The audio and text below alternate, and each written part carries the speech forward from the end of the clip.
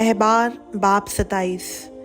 फिर खुदावंद ने मूसा से कहा कि बनी इसराइल से कह कि जब कोई शख्स अपनी मन्नत पूरी करने लगे तो मन्नत के आदमी तेरे कीमत ठहराने के मुआफिक खुदावंद के होंगे।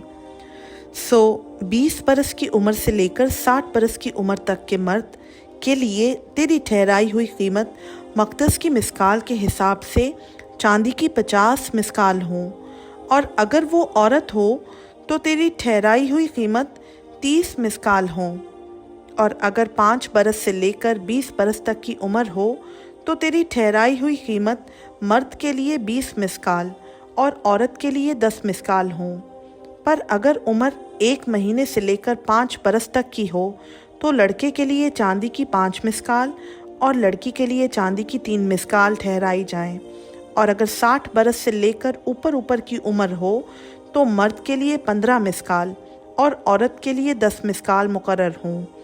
पर अगर कोई तेरे अंदाज़ा की निस्बत कम मकदूर रखता हो तो वो काहिन के सामने हाजिर किया जाए और काहिन उसकी कीमत ठहराए, यानी जिस शख्स ने मन्नत मानी है उसकी जैसी हैसियत हो वैसी ही कीमत काहिन उसके लिए ठहराए।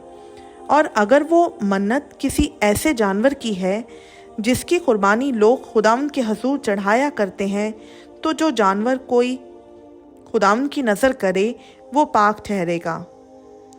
वो उसे फिर किसी तरह ना बदले, ना तो अच्छे के एवज़ बुरा दे और ना बुरे के एवज़ अच्छा दे। और अगर वो किसी हाल में एक जानवर के बदले दूसरा जानवर दे तो वो और उसका बदल दोनों पाक ठहरेंगे। और अगर वो कोई नापाक जानवर हो जिसकी कुर्बानी खुदावंद के हजूर नहीं गुजरानते तो वो उसे काहिन के सामने खड़ा करे, और ख्वाह वो अच्छा हो या बुरा काहिन उसकी कीमत ठहराए। और ए काहिन, जो कुछ तू उसका दाम ठहराएगा वही रहेगा। और अगर वो चाहे कि उसका फिदिया देकर उसे छुड़ाए तो जो कीमत तूने ठहराई है उसमें उसका 5वां हिस्सा वो और मिला कर दे। और अगर कोई अपने घर को मुकद्दस करार दे ताकि वो खुदावंद के लिए पाक हो तो ख्वाह वो अच्छा हो या बुरा काहिन उसकी कीमत ठहराए, और जो कुछ वो ठहराए वही उसकी कीमत रहेगी। और जिसने उस घर को मुकद्दस करार दिया है अगर वो चाहे कि घर का फिदिया देकर उसे छुड़ाए तो तेरी ठहराई हुई कीमत में उसका 5वां हिस्सा और मिला कर दे, तब वो घर उसी का रहेगा। और अगर कोई शख्स अपनी मरूसी खेत का कोई हिस्सा खुदावंद के लिए मुकद्दस करार दे तो तू कीमत का अंदाज़ा करते वक्त ये देखना कि उसमें कितना बीज बोया जाएगा। जितनी ज़मीन में एक खोमर के वज़न के बराबर जौ बो सकें उसकी कीमत चांदी की 50 मिसकाल हो। अगर कोई साले युबली से अपना खेत मुकद्दस करार दे तो उसकी कीमत जो तू ठहराए वही रहेगी।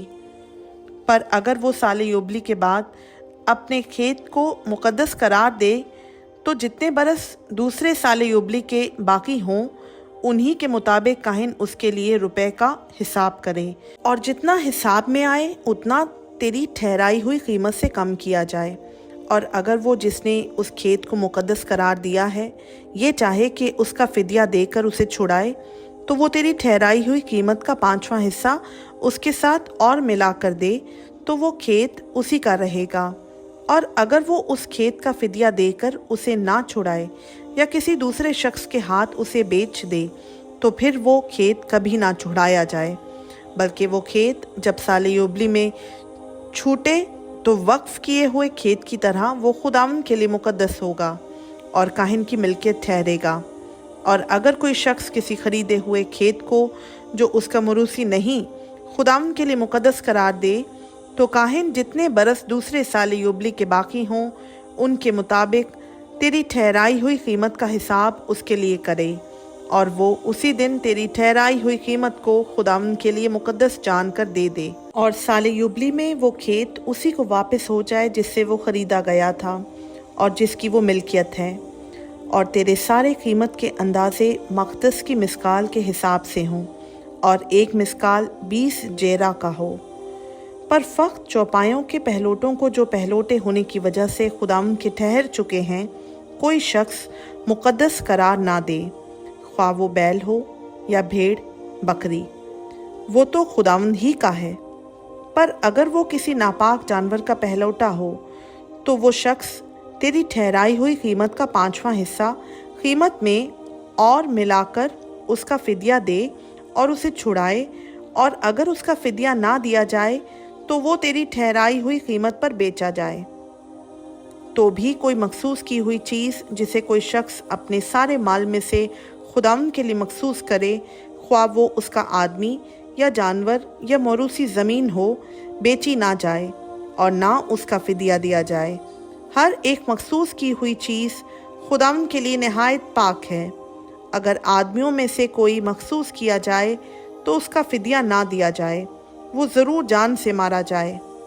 और ज़मीन की पैदावार की सारी दैयकी, ख्वाह वो ज़मीन के बीज की या दरख्त के फल की हो, खुदावंद की है और खुदावंद के लिए पाक है। और अगर कोई अपनी दैयकी में से कुछ छुड़ाना चाहे तो वो उसका 5वां हिस्सा उसमें और मिलाकर उसे छुड़ाए। और गाय बैल और भेड़ बकरी या जो जानवर चरवाहे की लाठी के नीचे से गुजरता हो, उनकी दैयकी यानी 10 पीछे एक एक जानवर खुदावंद के लिए पाक ठहरे।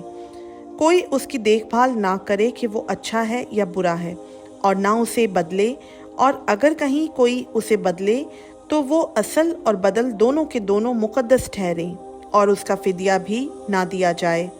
जो अहकाम खुदावंद ने कोहे सिना पर बनी इसराइल के लिए मूसा को दिए, वो यही हैं। खुदावंद का पाक कलाम का पढ़ा, सुना, समझा और कबूल किया जाना हम सबों के लिए बाइस से बरकत हो। आमीन।